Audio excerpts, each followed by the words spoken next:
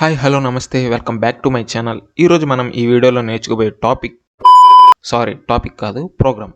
Sir ఏంటి sir అది? C program to print ASCII value of a given character. Start చేద్దామా?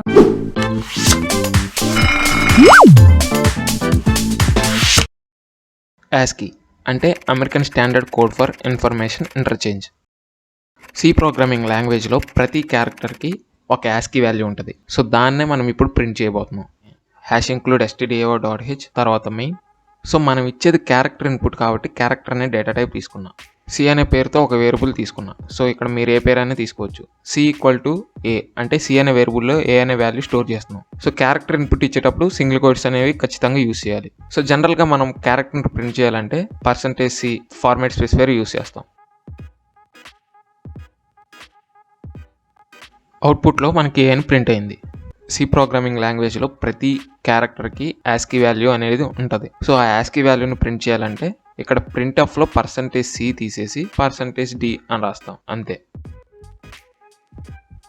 So అవుట్పుట్లో 97 print అయింది, ఎందుకంటే ఏ యొక్క ASCII వాల్యూ 97 కాబట్టి. సో ఇక్కడ నేను ఇంకో క్యారెక్టర్ ఇస్తాను H.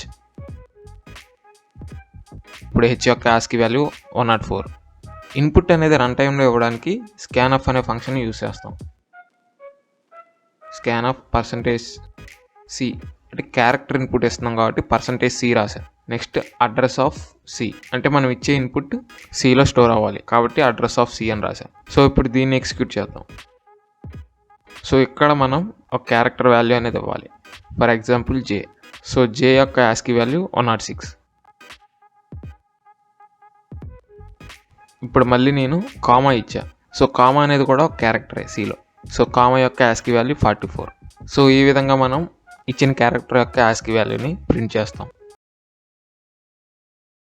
నాకు కొట్టండి ఫ్రెండ్స్, గంట షేర్ చేయండి, మరిన్ని వీడియో చేసేదానికి నాలో ప్రోత్సాహం నింపండి. Okay, bye friends.